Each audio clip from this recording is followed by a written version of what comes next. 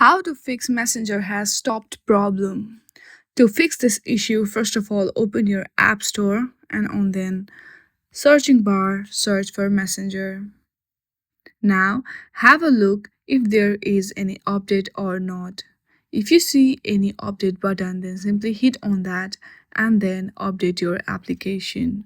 Once you do that, check if your problem has solved or not.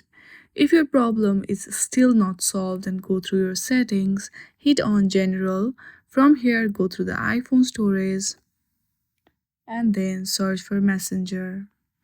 Now here you will see two options, that is offload app and delete app. Among these two, select offload app and do offload app. Now again reinstall your application and then your issue will be solved. I hope you like this video. If you like this video, then please do not forget to like and subscribe to our channel. Thank you for watching.